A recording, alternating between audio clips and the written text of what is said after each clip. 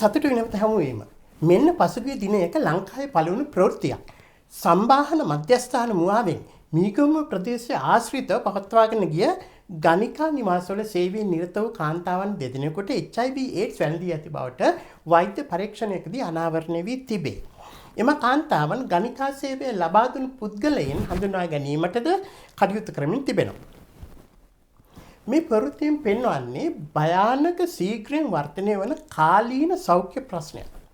ඒ නිසා මම තීරණය කළා ලිංගික වශයෙන් බෝ වෙන රෝගවලින් විශේෂයෙන්ම HIV සහ AIDS වලින් ජනතාව බේරලා ඉන්නේ කොහොමද කියන මාතෘකාව අද සාකච්ඡා කරන්න කාලීන ප්‍රශ්නයක්.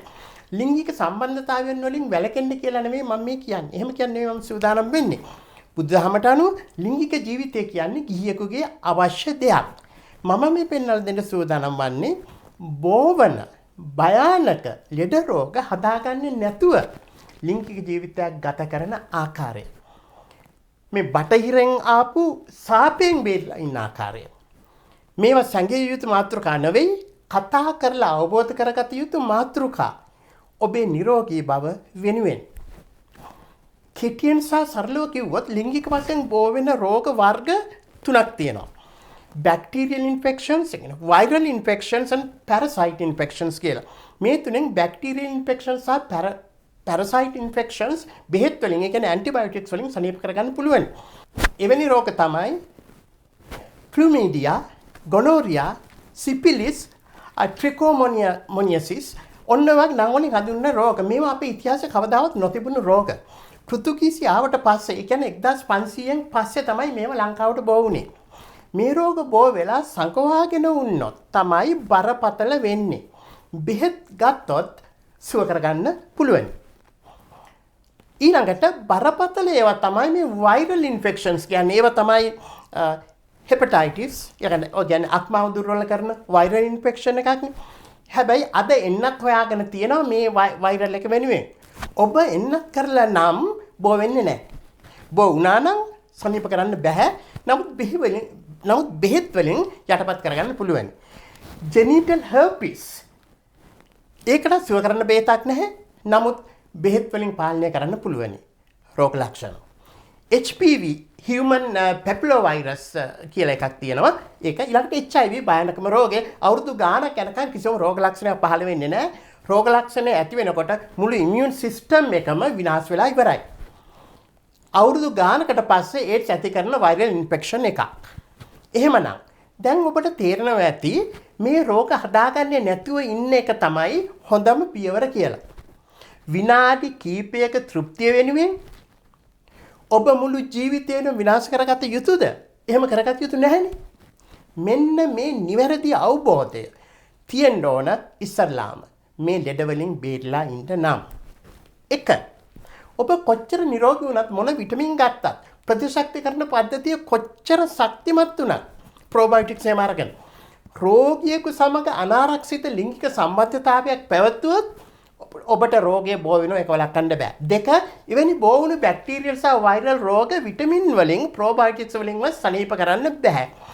බැක්ටීරියල් ඉන්ෆෙක්ෂන් සනීප වීමට ඇන්ටිබොඩිස් ගත යුතු ඇන්ටිබයොටික්ස් ගත යුතු. හැබැයි විටමින් සහ ප්‍රොබයොටික්ස් ලෙඩ සුව වීමට ආධාර කළ හැකි වෛරල් ඉන්ෆෙක්ෂන් වලින් එන අතුරු ආබාධ AIDS වැනි ඒ වගේ අතුරු ආබාධ උදාහරණයක් වශයෙන් විටමින් සහ ප්‍රොබයොටික්ස් වලින් පාලනය කරගත හැකි. නමුත් සුව කරන්න බෑ. 3. අනාරක්ෂිත ලිංගික සම්බන්ධතාවයකින් ශරීරයට ඇතුල් වන විස බීජ සෝදලා පිරිසිදු කරලා අයින් කරන්න බෑ. බාත් ටැප්ස් වල බහැලා ඉඳගෙන කොච්චර සබන් දාලා ඩෙටෝල් දාලා හේදුවත් විස බීජ අයින් කරන්න බෑ. විස බීජ ඇඟ ඇතුළට ගියොත් ගියාම තමයි. එහෙමනම් දැන් ඔබට තේරෙනවා ඇති ආරක්ෂිත ක්‍රම භාවිතා කිරීම තමයි මෙවැනි රෝග වැළැක්වීමේ එකම පියවර කියලා. කවුරු සමගද මේ ක්‍රමය අනුගමනය කළ යුත්තේ? එකම පුද්ගලයෙකු සමග පමණක් ලිංගික සම්බන්ධතා පවත්වන අන්‍යෝන්‍ය විශ්වාසය මත පදනම් වුණු සම්බන්ධතා, විශේෂයෙන්ම විවාහ සම්බන්ධතා ඕන තරම් තියෙනවා. එවැනි සම්බන්ධතාවලදී ආරක්ෂිත ක්‍රම භාවිතා කිරීම අවශ්‍ය වෙන්නේ නැහැ. අවශ්‍ය කියලා මම කියන්නේ. අනිත් සෑම ලිංගික හැසිරීමකදීම ආරක්ෂිත ක්‍රම භාවිතා කළ යුතුයි. දහස් ගණනක් HIV පොසිටිව් අය ලංකාවේ ඉන්නවා. තවත් දහස් ගණනක් ඉන්නවා තමන් මේ රෝගයෙන් පෙළෙන බව නොදැන. එහෙමනම් ප්‍රවේශම් විය යුතුයි නේද? විශේෂයෙන්ම මෙන්න මේ අය ප්‍රවේශම් විය යුතුයි. එක ලිංගික ආසාවන් පසුපස යන තනිකඩ තරුණ අය, විශේෂයෙන්ම තරුණ පිරිමි. දෙක අලුත් ප්‍රේම සම්බන්ධතා ඇති කරගන්න තරුණ කාන්තාව. තුන ගණිකා වෘත්තෙහි යෙදෙන කාන්තාව. හතර සමලිංගික සම්බන්ධතා පවත්වන අය. පහ බහුභාර්යා බහුපුරුෂ සේවනයේ යෙදෙන අයගේ, ඒ කියන්නේ නිත්‍යානුකූල සහකරුවන්, අන්න ඒකොල්ලොත් පරිස්සම් වෙන්න ඕනේ. මේ අය ප්‍රවේශම් වෙන්න ඕන. විශේෂයෙන්ම භයානක ලිංගික ලෙඩ තියෙන අය කැමති ඒ ලෙඩේ අනික් අයට බෝ කරන්න. මගේ ගෲප් එකේ අය තවත් ඉන්නවා කියලා හිත හදාගන්න ඒකොල්ලන්ට අවශ්‍ය.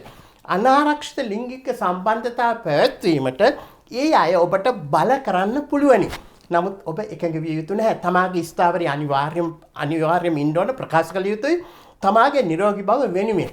ඔහු ඔබට ආදරේ නම්, ඇය ඔබට ආදරේ නම්, ඔබේ ඉල්ලීමට ඔහු හෝ ඇය අනිවාර්යයෙන්ම ගෞරව කළ යුතුයි. එහෙම නැත්නම් එයාගේ කැමැත්තෙන් පමණක් ලිංගික ක්‍රියාවකට පෙළඹවනවා නම් ඒක ආත්මාර්ථකාමී ක්‍රියාවක්. ආදරණීය ක්‍රියාවක් නෙවෙයි. ආරක්ෂිත ක්‍රම භාවිතා කරනවා කියලා කියන්නේ එක mail external and female internal condoms භාවිතා කිරීම.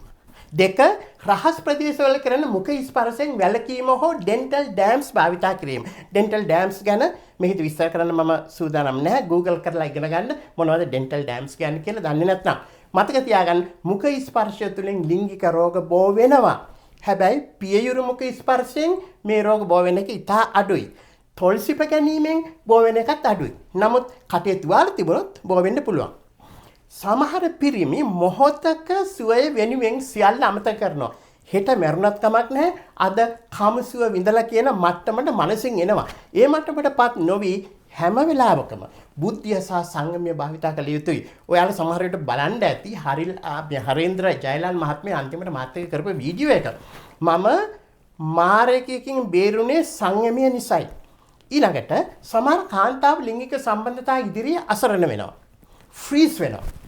පිරිමියා කියන සියල්ලටම අවනත වෙනවා. ඔබ මේ තත්වයට නොඇතිය යුතුයි. ආරක්ෂිත ක්‍රම භාවිතා කළ යුතු බව ඔබ අවධාරණය කළ යුතුයි. කෙනා කොච්චර ඔබට හිතවත් වුණත්. ඊළඟට ඔබ විවාහ වෙලා ඉන්න කෙනාගේ තවත් ලිංගික සම්බන්ධතා තියෙනවා කියලා ඔබට ඔප්පු වෙනවා නම් දැනගත්තොත් ඔබ ඔහුගෙන් හෝ ඇයගෙන් ලිංගික වශයෙන් ඈත් විය යුතුයි. ලිංගික ලෙඩ රෝග පිළිබඳව ටෙස්ට් එකක් කළ යුතු බව අවධාරණය කළ යුතුයි. ලිංගික සම්බන්ධතාවයක් පවත්වනවා නම් ඔහු හෝ ඇය සමග එසේ කළ යුත්තේ ඒ ටෙස්ට් එක නෙගටිව් වුණොත් පමණයි. කතාවකින් අවසන් කරමු. 1990 ගණන් වල මෙහි, ඒ කියන්නේ ඇමරිකාවේ ජීවත් වුණු ලංකාවේ තරුණ නර්ස් කෙනෙක් දුරකථන මාර්ගයෙන් කැනඩාවේ සුදු පිරිමි ළමයෙක් සමග ප්‍රේම සම්බන්ධතාවයක් ඇති කරගත්තා. ඉතාම දක්ෂ තරුණ ලස්සන කාන්තාවක්. ඒ කාන්තාව ඒ දවස්වල අද වගේ කොමියුනිකේෂන් පහසුකම් නැහැ, ටෙලිෆෝන් එකෙන් තමයි ඔක්කොම. ඉතින් ඇය ඔහු සමග පුදුම විදිහට බැඳිලා කැනඩා ගියා පෙම්වතා හමු වෙන්න. නිවාඩුවක් එහෙම අරගෙන. දෙන්න හොඳට ගැලපුණා. ඇය තීරණය කළා ඔහු කසාද බඳිනවමයි කියලා. ඉතින් සතියක් විතර බොහොම සතුටින් ඉඳලා ආපහු එන්න සූදානම් වුණ අවස්ථාවේදී ඒ පෙම්වතයි පිරිමිය ඇයට එයාපෝට් එකේදී තෑග්ගක් දුන්නා. ලස්සනට ඔතපු වටිනා පෙනුමක් තියෙන තෑග්ගක්. ඔහු එක ඉල්ලීමක් කළා, මේ තෑග්ග දැන් කඩලා බලන්න එපා, ආපසු ඇමරිකාවට ගිහින්ම ඕපන් කරන්න කියලා. නමුත් මේ ගෑනු ළමයාට ඉවසිල්ලක් නැහැ මේක බලන්න. ප්ලේන් එකට නැගලා බොහෝම සතුටින් මේක විවෘත කළා. ඇතුලේ තියෙන මෙන්න මේ වගේ පින්තූරයක්. ඒකේ අනිත් පැත්තේ ලියලා තියෙනවා මෙන්න මෙහෙම. Welcome to our group. I have AIDS. ඔබත් අපේ කණ්ඩායමට පිළිගන්නවා, මට AIDS හැදිලා. මේ ළමයා එවලේම ප්ලේන් එකේ ඇතුලේ කලන්තේ දාලා වැටුණා. මේ කතාව මම ඔබට කිව්වේ ලිංගික රෝග තියෙන අය ඒව බෝ කරන්න කොච්චර කැමතිද, කොච්චර උත්සාහයක් ගන්නවද කියන එක පෙන්වන්න. ඒ නිසා ප්‍රවේශමේ ඔබට සම්මා සම්බුදු සරණයි.